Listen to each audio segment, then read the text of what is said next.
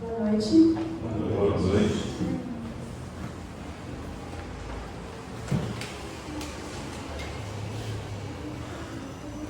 Acho que está bom agora.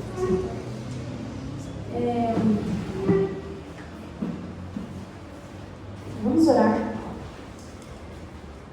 Querido Pai que está nos céus, nós queremos te agradecer pelo privilégio de estarmos aqui essa noite e queremos pedir que o Senhor esteja conosco durante este culto, abrindo a nossa mente, nos mostrando qual é o entendimento que nós devemos ter de acordo com a Tua Palavra. É isso que nós pedimos e agradecemos por Jesus. Amém. Eu vou começar a mensagem dessa noite contando algumas histórias para vocês. A primeira fala que existia um homem que era muito ativo na causa de Deus. Ele declarava a fé dele corajosamente, ele pregava, ele era altamente educado, ele tinha uma compreensão enorme sobre o propósito de Deus a respeito da pregação do Evangelho.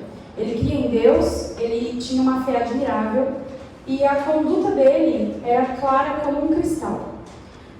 Um dia, depois dele ter sido acusado como alguém que fazia coisas erradas, ele recebeu sobre ele a acusação de que ele não seguia as leis impostas pelos líderes religiosos. Ele foi condenado e ele foi morto, apedrejado de uma maneira muito cruel. Quem era esse homem? Estevão. Estevão está salvo ou está perdido? Está salvo. A segunda história fala sobre um outro homem que começou a jornada, a vida cristã dele, a jornada com Deus, bem novinho. Ele era corajoso, ele era temente a Deus e ele foi escolhido para reinar. Mas a história dele nos mostra que ele era muito falho. Ele cometia vários erros e alguns deles bem graves, como o adultério e assassinato. No entanto, cada vez que ele errava, ele reconhecia o pecado dele e ele tentava de novo ser aquela pessoa que crescera amigo de Deus. Quem era esse homem? Davi. Davi está salvo ou está perdido? Está salvo. Terceira história fala sobre um outro homem que era muito poderoso, ele era culto, ele era consciente daquilo que era bom, mas ele nem sempre fazia o que era bom. Ele participou de um julgamento, para nós é o maior julgamento da história, e ele tomou a decisão errada. Ele sabia da inocência do acusado, mas ele visivelmente preferiu ceder à pressão da multidão e abandonar aquela verdade que ele conhecia. Ele lavou as mãos como uma maneira inútil de tentar se eximir da culpa. Quem era esse homem? Pilatos está salvo ou está perdido? Está perdido. Quando a gente fala sobre salvação, e aí eu fiquei com uma pontinha misturada de felicidade com... Ai, ele vai estragar o meu sermão. Que o irmão deu um spoiler sobre o tema dessa noite. Salvação, a certeza da salvação. Quando a gente fala sobre salvação, a gente encontra três cenários, mas mais ou menos nessas três histórias que eu coloquei aqui. O primeiro é o cenário daquelas pessoas que sabem que estão salvas. Elas têm certeza disso e nada muda.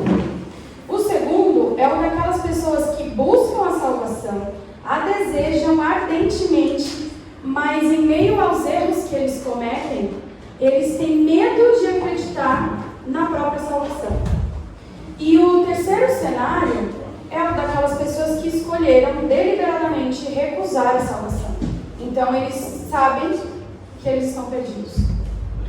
Eu ouvi uma vez um pastor falando sobre as características de Paulo e de João, falando sobre como que era a personalidade deles através da escrita das cartas deles, dos livros que eles têm na Bíblia como autores, né? E a comparação que ele fazia para mostrar qual que era a diferença entre os dois era mais ou menos a seguinte: Paulo, de acordo com as cartas que ele escreveu, de acordo com toda a forma como ele descrevia os assuntos dos quais ele falava, ele era considerado um apóstolo mais subjetivo. Ele falava sobre assuntos muito importantes, muitos deles envolvendo a salvação, Só que ele aborda esses assuntos de maneiras diferentes. Então, para a gente compreender muitas vezes o que ele está querendo dizer, a gente precisa combinar texto. Pega uma coisa aqui, entender dentro do contexto, né? Pega, combina, e aí a gente consegue realmente ter certeza daquilo que ele está falando. Já João não. João, ele é direto. Tanto no Evangelho, quanto nas cartas dele, ele fala exatamente aquilo que ele quer dizer, sem rodeios. E essa característica dele é muito importante para que a gente entenda o nosso verso base dessa noite, toda a mensagem que eu estou trazendo aqui para vocês, através daquilo que Deus quer deixar essa noite como entendimento para a gente. O nosso texto base dessa noite vai ser 1 João 5,13.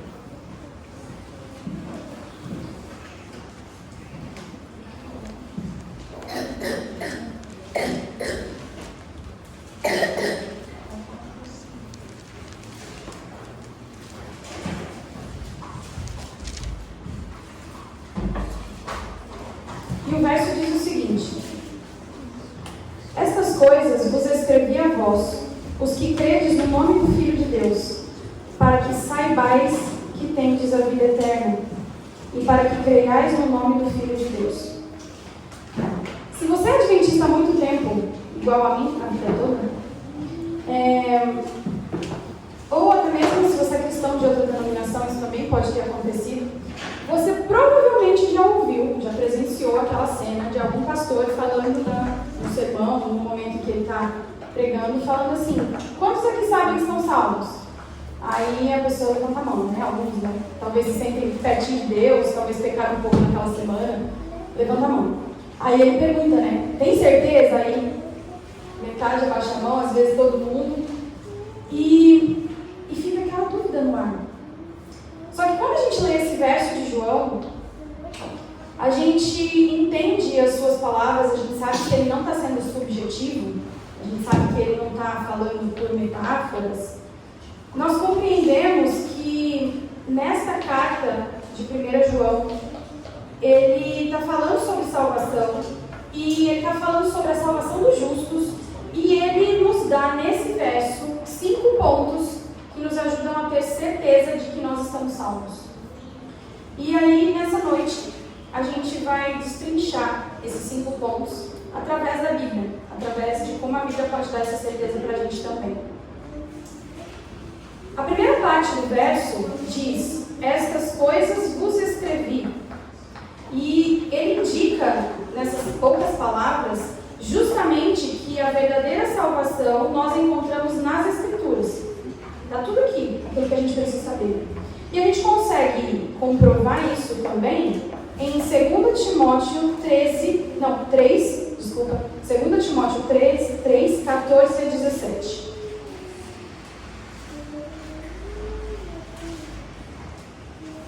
Todo mundo achou?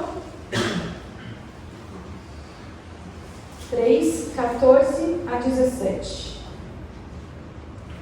E diz o seguinte: você, porém, deve permanecer fiel àquilo que lhe foi ensinado. Sabe que é a verdade, pois conhece aqueles de quem aprendeu.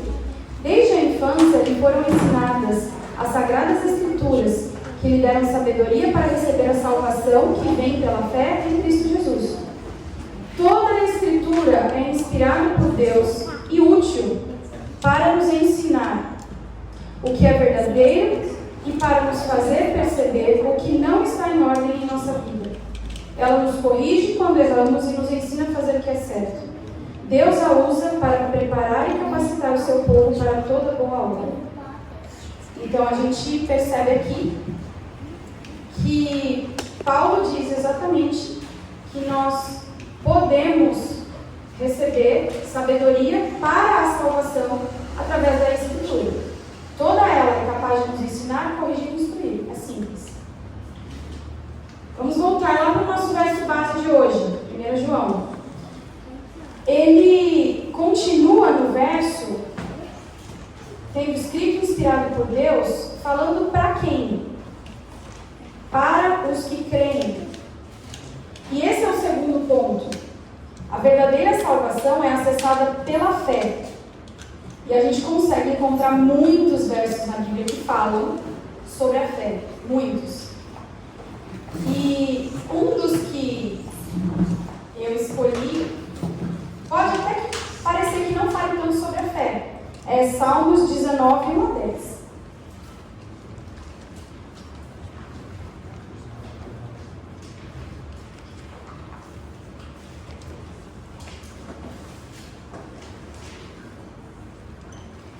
Salmos 19, 1 a 10. Esse versículo em si, esse capítulo em si, ele já seria enorme, falando sobre as características daquilo que a gente pode encontrar em Deus, na grandiosidade de Deus, na criação de Deus. Ele diz assim: os céus proclamam a glória de Deus, o firmamento demonstra a habilidade de suas mãos. Dia após dia, eles continuam a falar. Noite após noite, ele se torna conhecido. Não há som, nem palavras. Nunca se ouve o que eles dizem. Sua mensagem, porém, chegou a toda a terra, e suas palavras aos confins do mundo. Deus preparou no céu uma morada para o sol. Dela, o sol irrompe como noivo depois do casamento. Alegra-se como um valente guerreiro em seu caminho. O sol nasce numa extremidade do céu e realiza seu trajeto até a outra extremidade. Nada pode se esconder do seu calor. A lei do Senhor é perfeita e revigora a alma. Os decretos do Senhor são dignos de confiança e dão sabedoria aos ingênuos. Os preceitos do Senhor são justos e alegram o coração. Os mandamentos do Senhor são límpidos e iluminam a vida. O temor do Senhor é puro e dura para sempre. As instruções do Senhor são verdadeiras e todas elas são corretas. São mais desejáveis que o ouro, mesmo o ouro puro. São mais doces que o mel, mesmo o mel que goteja do fogo. Com tantos versos que falam sobre fé na Bíblia, talvez venha a pergunta, né? Por que é que eu li um que fala sobre as características de Deus e não sobre a fé diretamente? Mas a Bíblia fala muito a respeito da nossa fé, fala sobre a importância e a necessidade da fé na nossa vida. Mas ela também nos mostra que tem muitas informações, muitas histórias, muitos relatos sobre o próprio Deus, sobre quem é Deus, sobre quais são as suas obras e sobre qual é o seu caráter.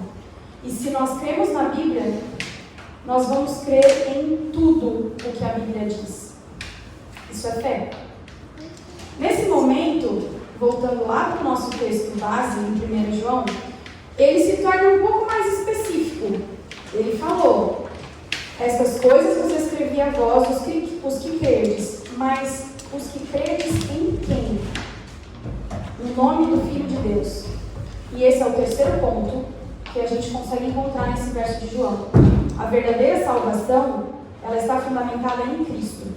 Aqui eu separei, deixa eu ver, 1, 2, 3, 4, 5 versos de inúmeros versos que a gente encontra na Bíblia, falando sobre a salvação estar em Cristo, estar no nome de Cristo. Só que eu não vou ler todos eles. Vamos ler só um. Atos 2, 21. Eu gosto bastante de folhear a Bíblia. Apesar de que minha Bíblia é tão cheia de folha que às vezes começa a cair coisa boa. Mas eu gosto disso, da gente pegar um texto, um assunto, e encontrar esse assunto em vários textos. Atos 2, 21. Diz o seguinte: mas todo aquele que invocar o nome do Senhor será salvo. Todo aquele que invocar o nome do Senhor será salvo. E os outros textos que eu separei aqui, nós temos em Timóteo, em João, em Romanos, vários em Romanos, inclusive, que falam isso também. Todo aquele que invocar o nome do Senhor será salvo. Todo aquele que invocar e pedir a Jesus Cristo será salvo. Cada um desses versos é muito específico em dizer que a salvação é recebida por nós através da fé no nome de quem? De Jesus Cristo. E a confirmação sobre isso já seria assim, gigantesca. Só se a gente parasse até aqui no verso que a gente está estudando essa noite, em João, em 1 João. Mas a Escritura nos dá mais. Ela continua no verso, eu vou ler ele inteiro de novo, juntando agora a última parte que tem nele. Estas coisas vos escrevi a vós, os que credes no nome do Filho de Deus, para que saibais que tendes a vida eterna. Esse é o quarto ponto. A salvação, você pode saber que você tem. A gente encontra nessa carta de João muitos momentos em que ele fala sobre isso. Inclusive, no capítulo 2, vamos voltar um pouquinho ali, 1 João capítulo 2, e aí a gente pega no verso 3 a 6, por enquanto. Ele diz o seguinte: sabemos que o conhecemos, se obedecemos a seus mandamentos. Se alguém diz, eu o conheço, mas não obedece aos seus mandamentos, é mentiroso, e a verdade não está nele. Mas quem obedece à palavra de Deus, mostra que o amor que vem dele está se aperfeiçoando em sua vida. Desse modo, sabemos que estamos nele. Quem afirma que permanece nele deve viver como ele viveu. Esse capítulo 2 de João, eu confesso que quando eu estudo esse assunto e eu leio esse capítulo todo, na minha cabeça sempre voltam muitas perguntas. Talvez isso aconteça com você também. Nós sabemos que a salvação não é pelas obras, ela não vem através das nossas obras, nós sabemos disso. Principalmente para quem é adventista, para quem é cristão, há muito tempo, já ouviu várias vezes sobre esse assunto. A gente não tem dúvidas, pelo menos não quando a gente fala, né? Mas na hora que a gente precisa viver algumas coisas, é um pouco complicado de entender isso. A salvação não vem pelas obras. Nós sabemos que a graça e a fé são os meios que Deus usa para nos salvar, através do sacrifício de Jesus na cruz. Mas, quando nós passamos a ter medo de saber que estamos salvos, nós voltamos a colocar a salvação no mesmo patamar das nossas obras. Porque a gente tem medo, a gente acha que alguma coisa que a gente está fazendo, ou alguma coisa que a gente não está fazendo, pode nos tirar a salvação. E nesse capítulo 2 de 1 João, ele vai do começo ali até o final, nos lembrando insistentemente, de várias maneiras diferentes, que nós sabemos que somos filhos de Deus em algumas situações. Quando nós andamos como Cristo andou, quando nós guardamos os mandamentos que Ele deixou, quando nós caminhamos na luz que Ele mostrou, quando nós não amamos ao mundo e nem as coisas do mundo. Nós sabemos que nós estamos salvos quando nós conhecemos aquele que é desde o princípio, quando nós não possuímos na nossa vida escândalos, quando nós aceitamos pelo seu nome, pelo nome de Jesus Cristo, que os nossos pecados estão perdoados. Esse saber, ele traz em nós o entendimento do quinto ponto que o verso de João nos traz nessa noite. E esse quinto ponto é que a verdadeira salvação, você vai ver transformar a sua vida. Transformação. É isso que João, através das palavras dele, através da maneira como ele escreve, é isso que ele nos traz luz no verso de hoje. Não tem a ver com pecado, não tem a ver com orar muito, ou orar pouco, ou com errar muito, ou errar pouco. Não tem a ver com cometer erros e deslizes o tempo todo, ou só de vez em quando. Não tem a ver com isso. Porque no mesmo capítulo 2 de 1 João, lá no comecinho, ele fala que se alguém pecar, o quê? Nós temos advogado junto ao Pai, nós temos um intercessor que intercede por nós diante de Deus. Por isso, o caminho do justo, ele não é um caminho de quem nunca erra. Ele é um caminho de quem se arrepende rápido, depois que errou. E ninguém que conhece a razão da vida em Cristo continua igual. Porque quando você é salvo, tudo em você mostra isso. A mudança que nós precisamos ter na nossa vida, quando nós aceitamos essa salvação, ela é necessária por um motivo. Porque se a gente não mostrar a mudança que os sinais da cruz fizeram na nossa vida, o mundo não vai acreditar que a gente teve um encontro com Jesus. Isso é muito sério. Porque uma das nossas funções como cristãos é testemunhar. Ver a salvação transformar vidas é quando nós olhamos para a história de homens e mulheres como Paulo. Ele era um homem que fazia atrocidades, assim, inimagináveis talvez, em nome de um Deus que ele não conhecia de verdade. Não até aquele encontro com Jesus no caminho para Damasco. Só que quem se tornou Paulo depois desse encontro? A salvação ficou escancarada nos atos de Paulo. Ficou escancarada nas palavras dele, nos pensamentos dele. Ele ainda tinha as lutas dele, a gente vê isso nas cartas que ele escreve. A gente vê também que ele ainda foi desacreditado muitas vezes. Pessoas questionaram quais eram as intenções reais dele. A gente consegue enxergar isso nas histórias que a gente lê.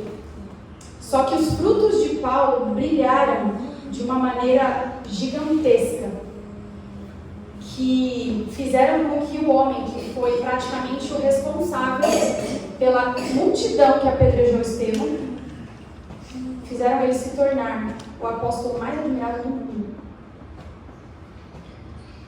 Quando a gente chega aqui, nessa parte da mensagem, talvez a gente tenha questionamentos sobre um ponto muito importante do assunto.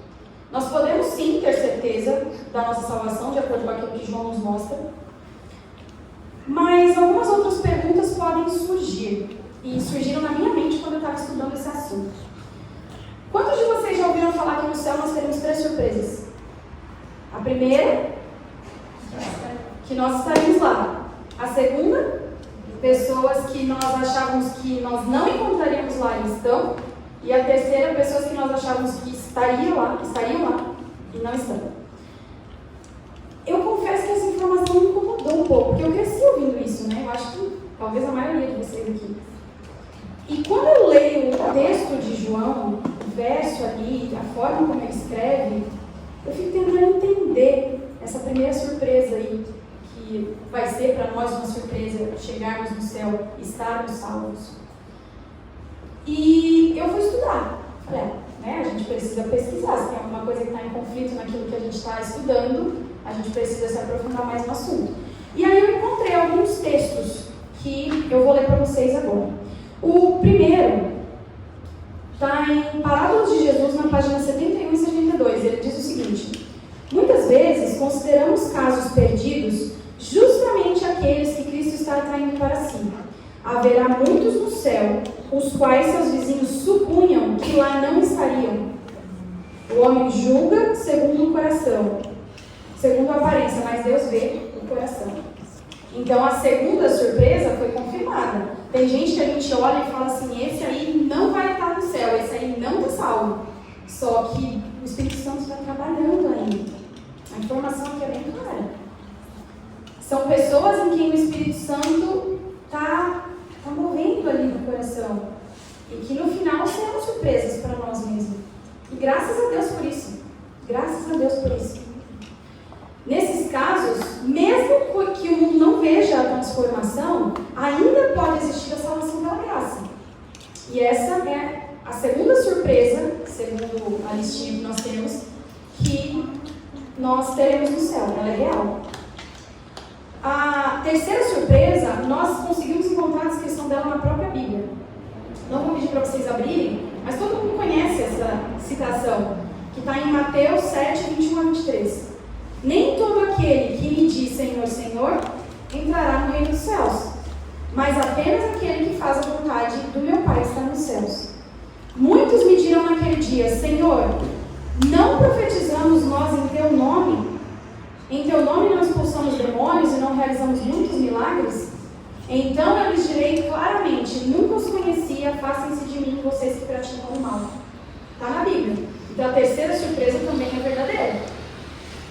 Terão pessoas que a gente olha e fala, nossa, essa pessoa vive para Deus. E infelizmente não será desse jeito para algumas dessas pessoas. Mas Mas se nós encontramos a confirmação da segunda e da terceira, no Espírito de Profecia e na Bíblia, e a primeira? Perante a Bíblia, perante o verso de João, a primeira já está aí colocada em dúvida. Então, eu fui pesquisar qual é o texto base que se usa, acredito que hoje ainda tem pessoas que falam sobre isso, que se usa para dizer que essa surpresa é real. E eu encontrei o texto base, eu vou ler ele para vocês. Ele está em Testemunhos Seletos, volume 3, página 266. E diz o seguinte: e qual é a felicidade do céu se não ver a Deus? Que maior júbilo poderá ter um pecador salvo pela graça de Cristo do que contemplar a face de Deus e pelo Pai? Eu precisei ler esse texto umas 10 vezes, eu acho, para conseguir encontrar o fundamento daquela verdade. E eu não encontrei. Quando eu continuei procurando esse assunto em diversos sites cristãos, o argumento que eu mais encontrei para justificar essa surpresa é de que nós somos pecadores, nós erramos muito, nós temos a maldade no nosso ser e que é uma surpresa o fato de que com todas as coisas erradas que a gente faz, com todas as coisas erradas que a gente tem na nossa vida e que a gente é uma surpresa que Deus nos salva. Só que vamos pensar junto um pouquinho aqui. Essa surpresa, se é uma surpresa, se formos considerar isso uma surpresa, ela é uma surpresa agora. Que a gente está olhando ao nosso redor, que a gente olha para a nossa vida e a gente vê um monte de coisa errada. Não é uma surpresa quando a gente chegar no céu, é uma surpresa agora, todos os dias, enquanto a gente estuda a palavra de Deus. E a gente sabe que mesmo assim, Deus enviou o primogênito dele para morrer, para nos salvar, para nos garantir a salvação. Foi isso que aconteceu. A gente já sabe dessa história, então essa surpresa, se é para ser uma surpresa aqui, não é uma surpresa do céu. E aí eu comecei a entender que esse texto de Ellen White, ele traz palavras e expressões que as pessoas não conseguem descrever. Porque esse maior júbilo que ela cita no texto, e a expressão, a maneira como ela coloca essa expressão, ela não indica surpresa, ela indica alegria. Mas não é qualquer alegria. É uma alegria, assim, indescritível, sabe? Que você não tem palavras para conseguir falar sobre ela.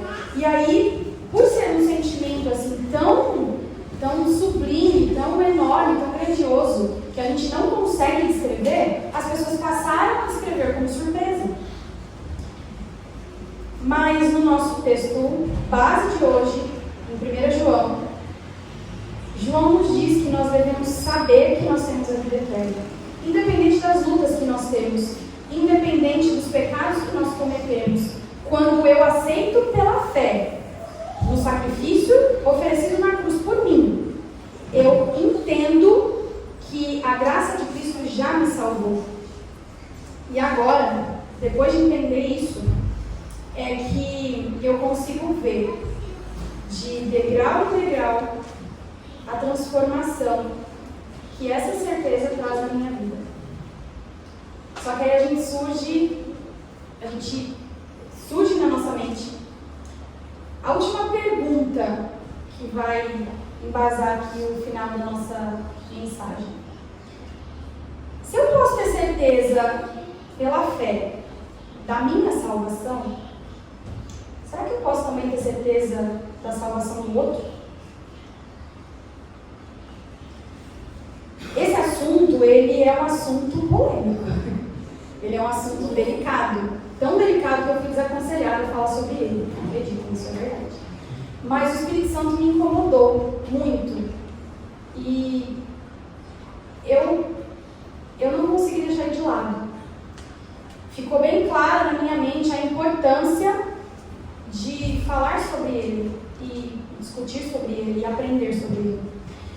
Quando a gente olha para a narrativa da vida de Estevão, como eu citei no começo, a história de Davi, a história de Paulo, a história de Josué, a história de Abraão, a história de inúmeros personagens bíblicos, a história que tem ali, a lista que tem na Galeria dos Heróis da Fé em Hebreus 11. Eu entendo que a Bíblia nos autoriza a ter certeza da salvação de Deus.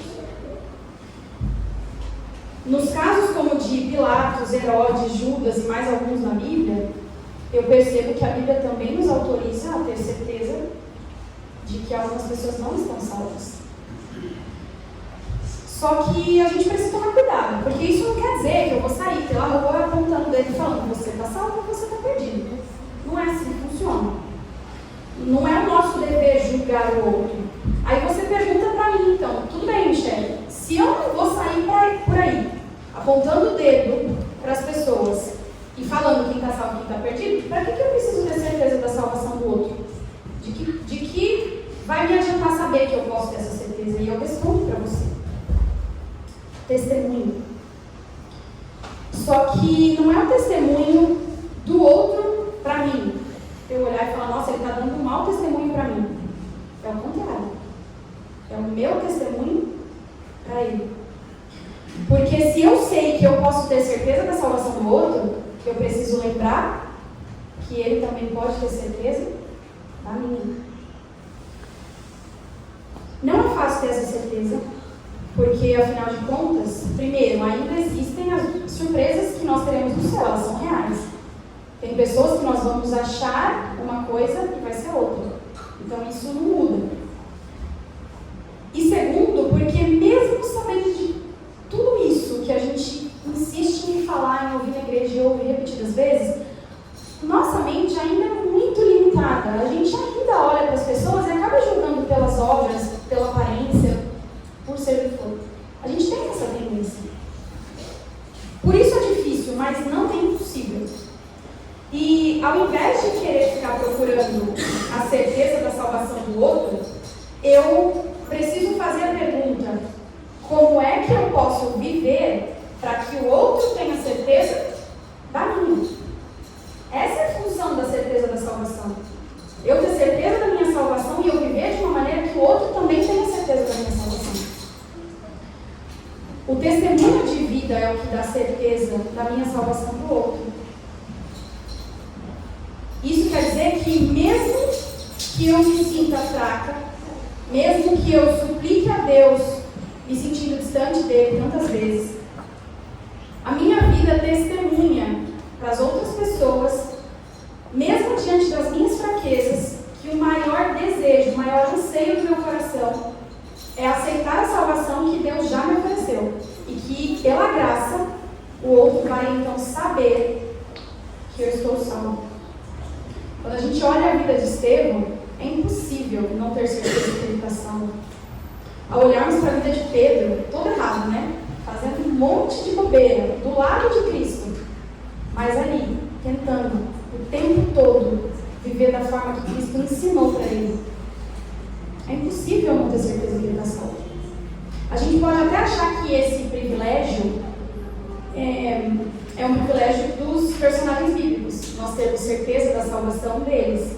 Mas eu faço uma pergunta para vocês que pode parecer um pouquinho estranha. Quantos aqui de vocês já estiveram presentes no funeral de um salvo? Eu já estive. É estranho falar isso, mas é verdade. Eu me lembro quando eu era criança, eu devia ter uns 12 ou 13 anos. Faleceu na igreja que eu frequentava um rapaz, um homem, ele não era nem velho e nem novinho. Ele fazia parte do coral dos adolescentes, então todo mundo ali da igreja convivia com ele, inclusive os adolescentes. E a gente foi no funeral dele. E eu me lembro que o semblante dele transmitia uma paz. A gente ouvia as pessoas ao redor da gente falando isso. E essa certeza faz isso. Essa certeza muda, ela resplandece no ambiente. E com essa certeza em mente, eu tenho mais uma história para contar para vocês. Essa história, ela não é de um personagem bíblico. Ela é de um outro homem. Um homem que conhecia a Deus, que falava sobre Deus, que parecia seguir os caminhos de Deus, mas que para as pessoas que conviviam com ele diariamente, era muito possível encontrar de maneira até nítida alguns defeitos de caráter que ele tinha. Em algumas ocasiões, parecia que ele lutava contra esses defeitos, mas em outras ocasiões, não. E por causa disso, a vida dele foi cheia de altos e baixos. De maneira que as pessoas ao redor dele não eram capazes de perceber com certeza, sabe, a transformação na vida dele, a constância, a permanência do lado de Cristo. Ele deixou a família dele, ele não era verdadeiro com os filhos, ele parecia sempre querer manter as aparências de uma coisa que não transbordava nele. Mas ele ainda mostrava, vez ou outra, que ele tentava viver uma vida cristã, sobre a qual ele sempre tinha ensinado. Ele casou de novo, ele ia à igreja, ele pregava, ele fazia tudo de acordo com o que a nossa mente humana acha que é necessário fazer para alcançar a salvação. A gente ainda pensa assim. Mas o coração dele ainda não era claro, sabe? Não era transparente para as pessoas que cercavam ele, que estavam mais próximas dele. Isso continuava uma incógnita para as pessoas ao redor dele. Um dia, a filha desse homem recebeu uma ligação da atual esposa dele. E nessa ligação, a esposa perguntou para essa menina se ela tinha notícias do pai. E ela falou que tinha conversado com ele por telefone na noite anterior, mas que não sabia dele depois disso, não tinha mais falado com ele. E a esposa, né, a atual esposa desse homem, fica desesperada e fala que ele estava desaparecido desde aquele último contato, que ele não tinha voltado para casa e que ela não sabia mais o que fazer. Sabe qual foi o sentimento da filha nesse momento? Raiva. Raiva porque, ao que parecia, novamente o pai dela estava fazendo as mesmas coisas que ele já tinha feito tantas outras vezes com a mãe dela. E ela só ficava imaginando, por um longo tempo ela ficava imaginando quanto tempo ele levaria para aparecer e qual seria a desculpa que ele iria usar dessa vez para justificar o sumiço dele. Só que se passaram por volta de 20 dias. E numa tarde de quarta-feira, enquanto ela voltava do trabalho, ela recebeu uma ligação do irmão. O irmão falou: olha, eu preciso conversar com você e vem logo para casa. E ela foi para casa. E quando ela chegou em casa, ela encontrou o irmão lá e ele falou: olha, eu tenho notícias do nosso pai. Ele foi encontrado. 3 dias depois do desaparecimento, a polícia tinha encontrado o corpo de uma pessoa que havia sido torturada, enforcada e carbonizada. E se passaram 17 dias para que, através de exames, fossem confirmados todos os detalhes de que aquele corpo realmente pertenceu ao pai daquela menina. E agora?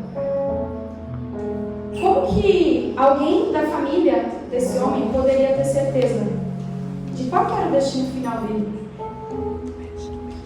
Ninguém sabia o que havia acontecido. Ninguém sabia por que aquilo havia acontecido. Ninguém conseguia entender o motivo de um assassinato tão terrível. Quem é que poderia dizer que esse homem estava salvo ou estava perdido? Na família cristã que ele tinha, o desejo, a vontade, o anseio de acreditar que ele tinha de fato escolhido viver com Cristo era enorme. A vontade de saber que esse era o alvo de vida dele, estar ao lado de Deus, era assim, unânime entre os familiares. Foi feito funeral na igreja, era a ideia. todos gostariam de ter. Mas como ter certeza? Já que por tantas vezes ele demonstrou claramente que esse não era o caminho que ele estava seguindo. Ele está salvo ou está perdido? Não sabemos. Não porque ele fazia coisas erradas. A gente já entendeu que não tem a ver com isso. Mas porque a decisão dele não era clara. Não transbordava do coração dele. Quando eu olho para a minha vida hoje e eu me deparo com aqueles 3 cenários que eu descrevi no começo, para mim não basta saber que eu não quero estar na terceira situação. Eu quero ter certeza de que eu estou na primeira situação. Que assim como Estevão, Cristo está sentado no trono, segurando o livro da vida aberto na página onde consta o meu nome. Estevão tinha essa certeza. Eu quero ter também, sobre a minha vida. Só que eu sonho um pouquinho mais. Eu sonho um pouquinho mais.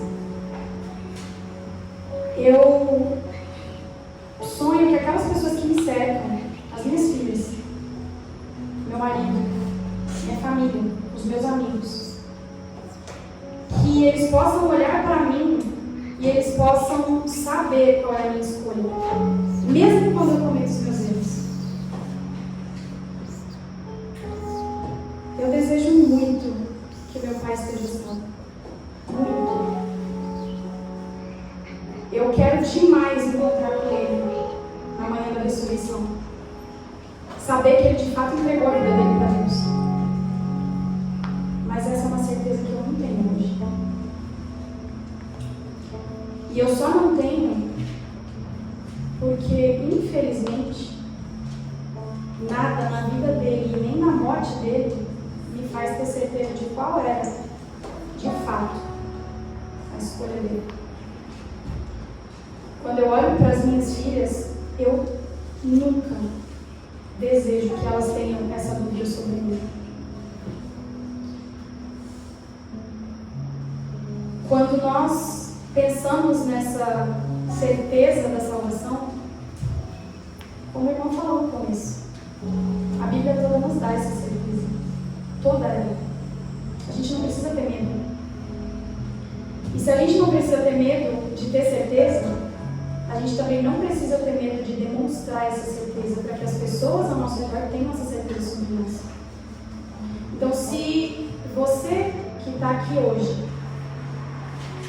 se encontra na segunda situação, como Davi, talvez tenha se encontrado em vários momentos, de ter errado, de estar ali lutando diariamente, e aí bate aquela dúvida que é Satanás que coloca no nosso coração. É ele que coloca na nossa mente, vendo? Você está todo errado. Mas, independente disso, você pode fazer uma escolha. Talvez falte você demonstrar essa escolha, afirmar essa escolha. Porque aí, nesse momento, você vai ser capaz de entender aquilo que João estava dizendo sobre a fé e sobre a certeza da salvação. Decida crer em Cristo. Decida se entregar a Ele. E essa caminhada, depois da decisão, vai ser suficiente para você mesmo e para os outros ao seu redor terem plena convicção de que você possui a salvação. Isso vale para todos nós.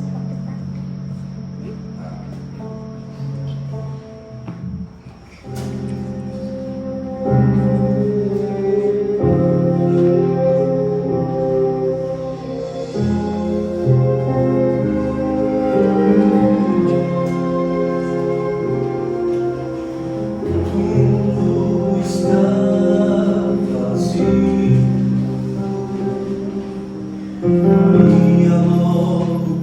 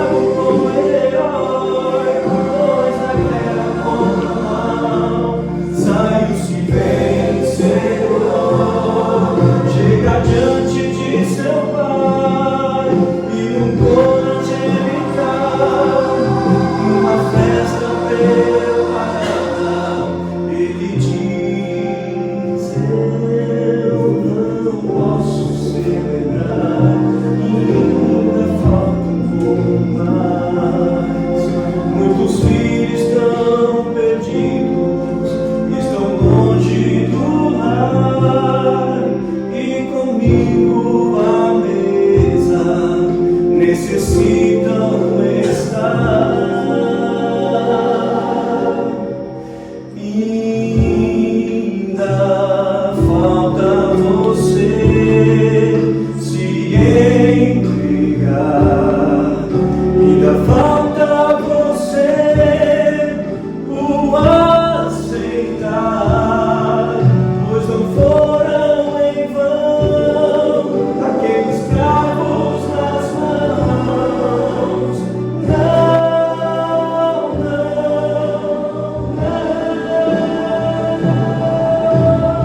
falta você se decidir. Ainda falta você não resistir.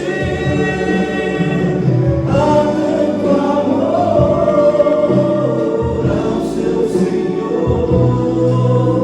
A festa está preparada, mas falta você.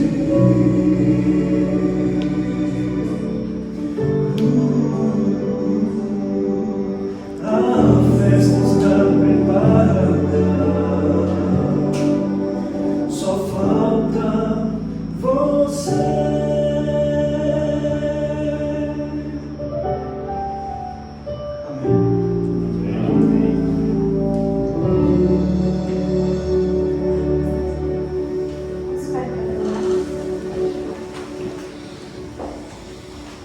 Querido Pai que estás nos céus, nós queremos te pedir, te suplicar, que o Senhor coloque no nosso coração a certeza de que tudo o que era necessário ser feito para a nossa salvação já foi feito. E que nós precisamos apenas acreditar nisso e aceitar essa salvação. Querer estar ao lado de Cristo, querer permanecer fiel. Após essa certeza, após essa aceitação, cada dia nós sabemos que o Senhor estará transformando o nosso coração, transformando a nossa mente e transformando o nosso caráter para podermos pensar como Cristo e agir como Cristo. Nós te suplicamos que esteja conosco em todos os momentos durante essa semana. É isso que pedimos e agradecemos por Jesus. Amém. Amém.